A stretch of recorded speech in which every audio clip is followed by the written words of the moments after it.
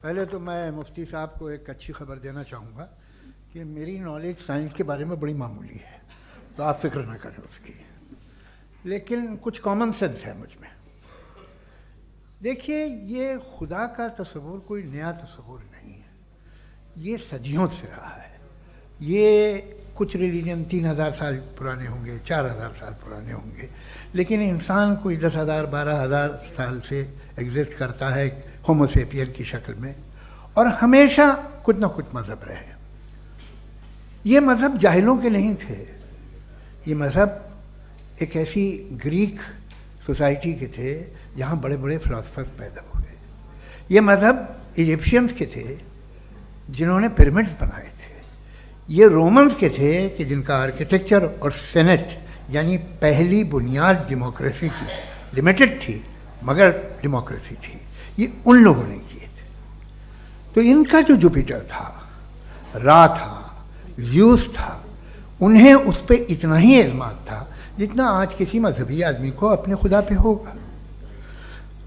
Christianity आने से पहले यूरोप में एक मज़हब था जर्मेनिक रिलीजन। उसका एक खुदा था, उसकी एक बीवी थी, उसके 2 बेटे थे, एक बेटी थी। फिर जर्मनी में जब यूरोप में क्रिश्चियनिटी आई तो वो खुदा, उसकी बीवी और पूरे ख़ानदान चला गया। तो अगर हम हिस्ट्री देखें तो खुदा जो हैं वो ज़्यादातर फ़नी हैं, वो हमेशा रहे नहीं। और वो जो लोग इन्हें मानते थे उनको आप कहें वो तो जाहिल थे, उन्हें तो कुछ पता ही नहीं था, ऐसा नहीं है। वो अपने वक्त में बड़े काबिल लोग थे और अपने वक्त में उन्होंने बड़े बड़े काम किए हैं, फिलोसफर्स थे, साइंटिस्ट थे, लेकिन उनका मज़हब कहाँ गया, उनके खुदा कहाँ गए? आज जो खुदा हैं दुनिया में लोग उन्हें मानते हैं।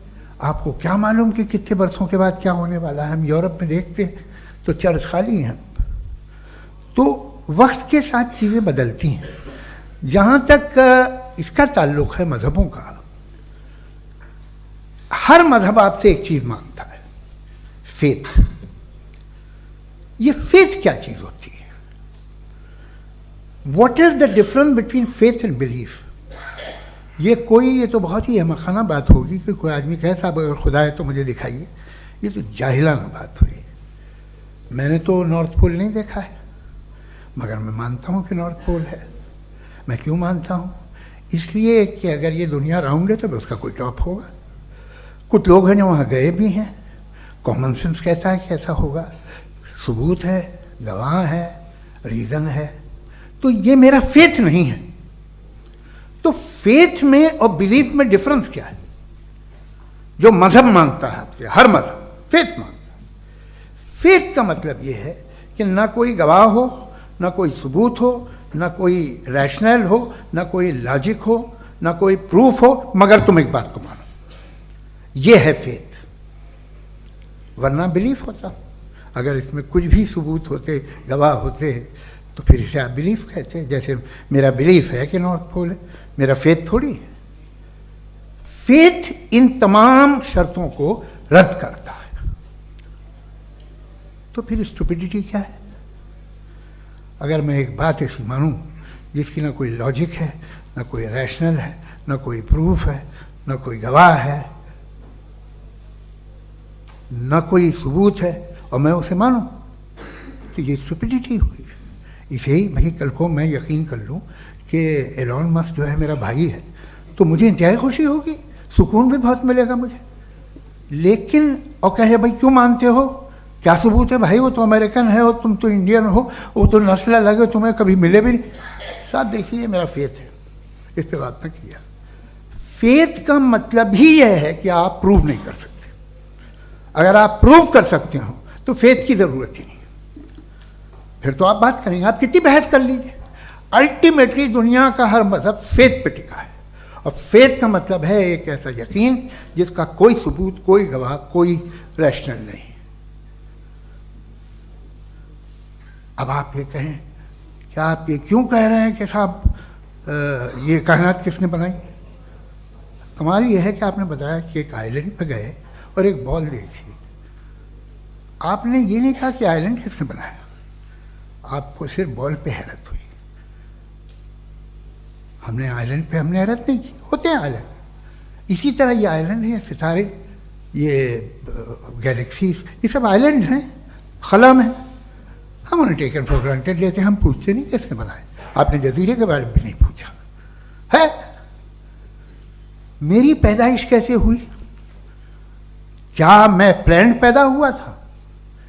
आई was plan to be born, या एक लकी स्पर्म था जो किसी एग से चिपक गया?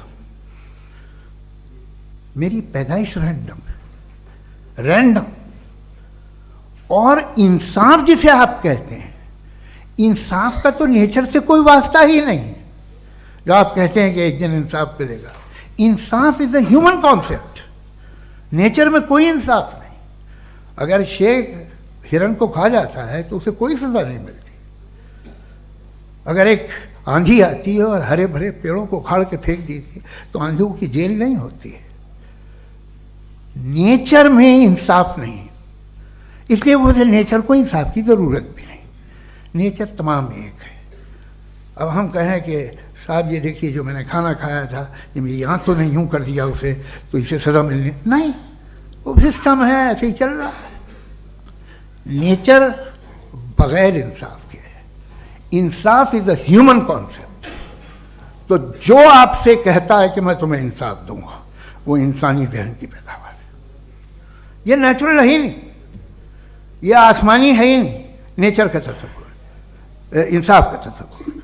भाई आप साथ मिलते हैं, अब आप लेफ्ट हैंड ड्राइव कर लें, ये क्या है? तमाम सच, तमाम नेकी, तमाम शराफत लेफ्ट हैंड ड्राइव है।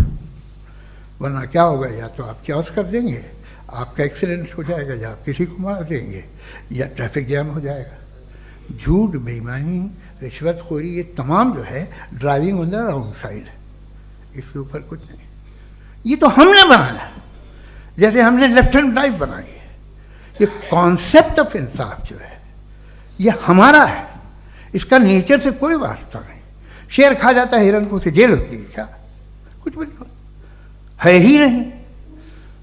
तो ये जो दुनिया के रिलीजन प्रॉमिस करते हैं आपसे इंसाफ, इसी से मालूम होता है कि ये मैन मेड है। ये तसव्वुर कहीं और का है ही नहीं। जो नेचर है, कुछ लोग कहते हैं नेचर ही खुदा है, तो नेचर में तो इंसाफ नहीं कहीं। और आप वादा कर रहे हैं कि तुम्हें मरने के बाद इंसाफ मिलेगा। मुझे अगर मिलेगा तो मैं बहुत खुश होऊंगा, लेकिन मैं यकीन नहीं कर पाता हूँ, इसलिए कि मैं फेथ नहीं पैदा कर सकता। The very fact that religions demand faith, इसका मतलब है कि उनके पास जस्टिफिकेशन नहीं है। अच्छा था फिर रिलीजन अगर मॉडरेशन में है, कोई सा भी नहीं, वो आप में कुछ खूबियाँ भी पैदा करता होगा। देखिए उससे ये फ़ायदा है, वो फ़ायदा है। अल्कोहल जो है वो ज़्यादातर दवाओं में यूज़ होती है, और एक सर्वे किया गया था अमेरिका में कि लॉन्जिटिविटी किन लोगों की है। तो एक तरफ वो लोग थे जो शराब पीते ही नहीं थे, और एक तरफ वो थे जो एक बोतल शराब रोज़ पीते थे। सबसे ज़्यादा लंबी उम्र उनकी है जो 2 पैक नाप के शराब पीते और खाना खाते हैं। मगर हम शराब को बुरा समझते हैं, मैं भी बुरा समझता हूँ। क्यों? ऐसा होता नहीं। कुछ चीज़ों में आदत होती है कि वो बढ़ती है। आज तक में एक आदमी दूध पीता है, आप 10 साल बाद भी मिलेंगे तो एक ही गिलास पीता होगा। ऐसा नहीं होता, सुबह से दूध पीता रहता है। मिल्कोहलिक मैंने नहीं देखे, अल्कोहलिक होते हैं। ये टेंडेंसी है मजहब की कि वो बढ़ता है, जैसे कैंसर बढ़ता है, जैसे शराब बढ़ती है। कुछ लोग होंगे जो उसे सही तरह से यूज़ करते हैं। मुझे यकीन है कि हमारे मुफ्ती साहब भी उनमें से एक हैं, इनसे बहुत खुशी हुई मुझे इनसे मिलकर। लेकिन कितने लोग हैं कि आज आप देखते हैं दुनिया में जो तबाहियाँ हैं, इनमें कितना हाथ है उन लोगों का जो बिलीवर कहते था मजहब ये नहीं कहता, ना कहता होगा, मगर जब ये मजहब पीते हैं तो ऐसे बिहेव करते हैं। थोड़ा सा अगर हो तो शायद बहुत अच्छी बात, लेकिन शराब थोड़ी सी नहीं रहती, उसमें टेंडेंसी है पहले। थोड़ा सा अगर 2-3 कैंसर के सेल हो ना बॉडी में तो आदमी स्लिम रहेगा, लेकिन वो 2-3 सेल नहीं रहते, वो मल्टीप्लाई होते हैं। जावेद साहब टाइम पूरा हो गया। टाइम हो गया, तो बस बात खत्म हो गई। अच्छा, मुझे कुछ और कहने को था भी नहीं।